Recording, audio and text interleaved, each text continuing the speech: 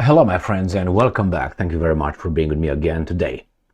This is, I think, the third time when I come across an article reporting that Russian troops were poisoned and killed.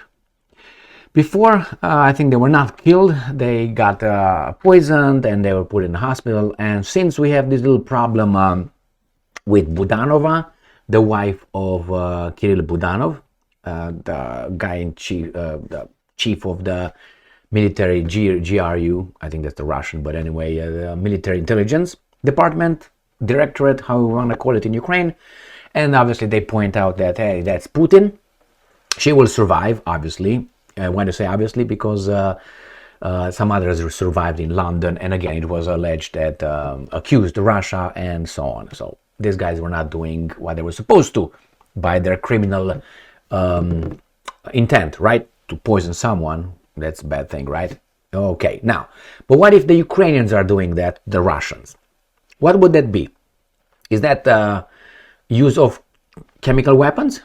Hey, don't laugh. Don't laugh, because that's exactly under what it falls. So if a military uses poison to kill troops in another military, that's called chemical warfare. And that's illegal. Now, we have this article coming from the New Voice of Ukraine in which the Ukrainians tell us that Ukrainian saboteurs, all right, saboteurs, sometimes they are very happy, Ukrainians, to report that their saboteurs, with the training and help from their security services, not security services, how we call them? SBU, not only SBU, they plan and they help them. They celebrated now destroying some tunnel between Russia and China, and the saboteurs trained by these guys, yes, success. Now they claim that the Ukrainian saboteurs reportedly poisoned 35 Russian soldiers in Crimea. 24 die. Let's analyze if that falls under the chemical weapons use, which is illegal. Here it is, the New Voice of Ukraine, December 2nd, 2023. Holy screw. Look at these guys. Well, Russian soldiers. Ah, okay. I thought it was Ukrainian soldiers. I was thinking, these guys are old people. But, who knows? Maybe they were just showing for training, like regular training. I will explain that.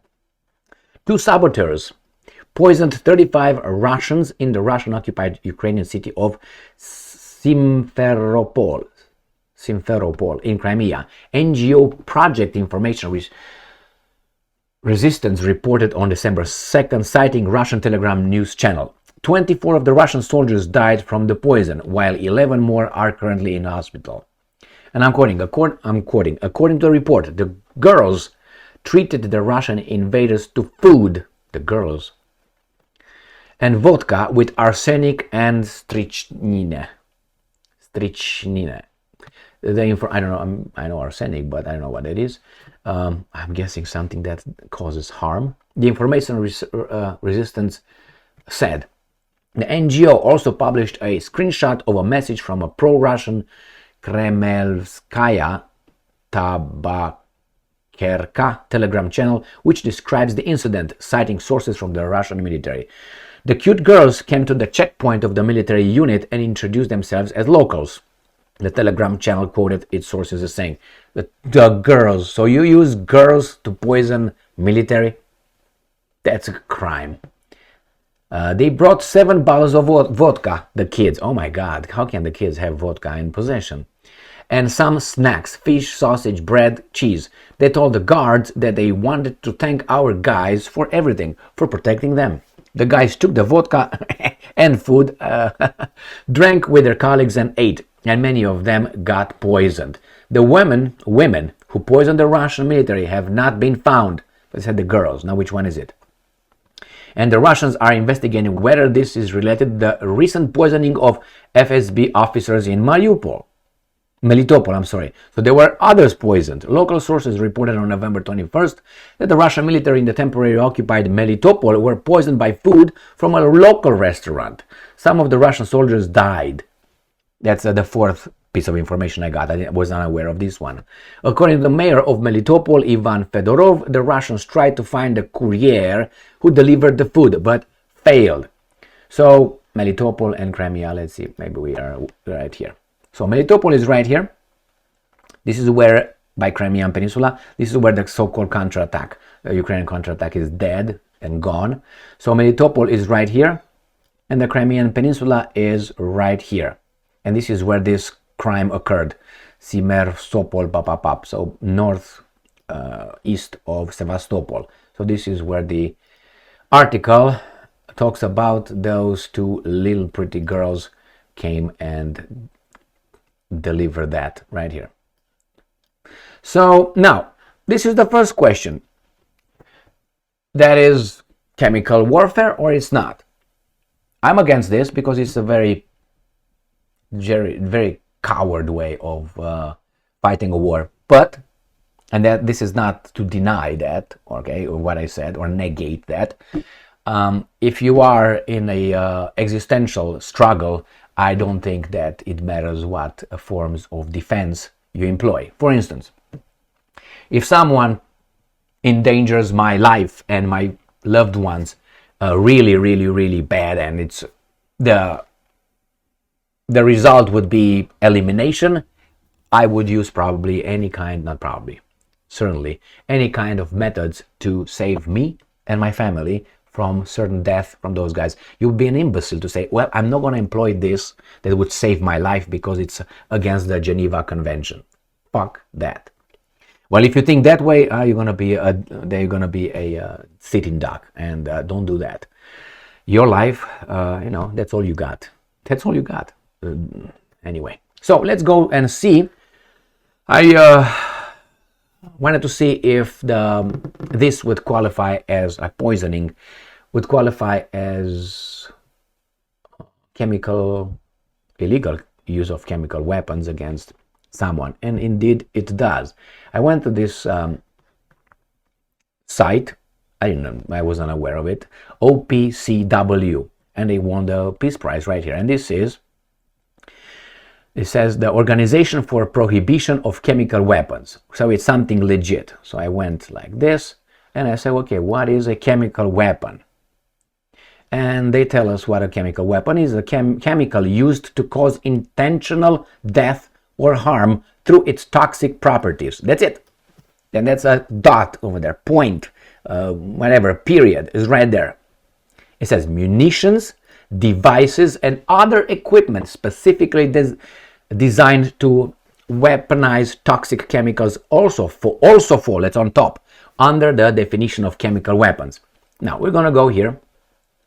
It says a common conception of a chemical weapon is a toxic chemical contained in a delivery system, such as a bomb delivery system, vodka and food, as a bomb or artillery shell. While technically correct, a definition based on this conception would only cover a small portion of the range of things the Chemical Weapons Convention prohibits as chemical weapons.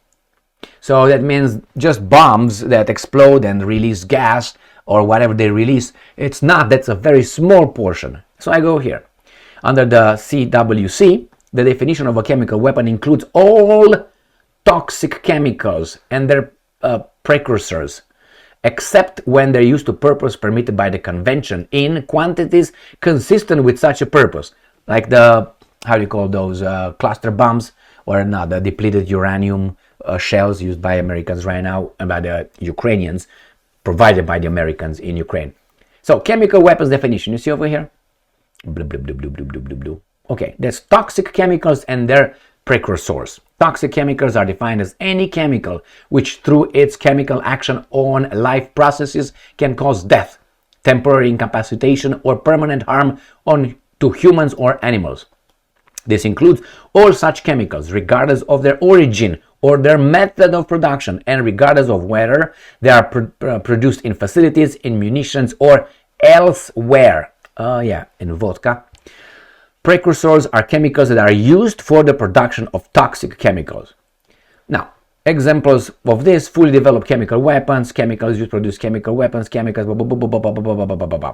So, I'm not going to go into ammunition. Munitions and devices is clear. Equipment directly in connection with this. Any equipment specifically designed for use directly in connection with the employment of the munitions and devices identified as chemical weapons. So I think I had enough evidence here to classify that attack into a chemical attack on the Russian troops by, we don't know yet, 2 little girls and 2 women. Now I don't know if that's the same one or the girls are the girls, because a woman is a different kind than a girl, okay? So 18. Above 18, you're a woman, even though there's some other definitions as well. And below 18, you're a child. So the 2 little girls, a girl is a girl, not a woman. So I don't know if there were 4. Now, were those guys provided the chemicals by the Ukrainians? Was that something organized by the Ukrainians? We don't know yet. But we're going to use the same logic or lack of. These guys are used in Putin's case and Budanova's alleged poisoning. Why do I say alleged? Because they allege things, and this comes from the Ukrainians. This comes from the Russians. So we can use it alleged, but those guys died. Budanova is in hospital and she will survive. Anyway, and they told us that she was poisoned with heavy metals like Metallica. Okay, so in this case, I think we identified, and that qualifies. Who did it? Remember when I covered that on an idiotic article yesterday, coming from CNN, the most trusted news in the They made a little report over there, a little video about. I made a video yesterday on that video about 3 or 4 minutes, 4 minutes I think it was, where they said, the Ukrainians said, it was Putin's revenge. As a statement, it was not could have been Putin, might have been, should have been, might. No, it was Putin. It was a statement, it was Putin's revenge because he got embarrassed. They made a intent based on an idiotic connection, but illogical, but they didn't provide any more supporting evidence to support their stupid claim. Not stupid, not impossible. Not impossible. I would say highly unlikely, because if you really want to take care of Budanov and Zelensky and all these guys, you can do it differently than that. But it's always a possibility. Is that the biggest one? Obviously, the Russians are the enemies, but not only. There's internal infighting in the Ukrainian leadership, let's put it this way.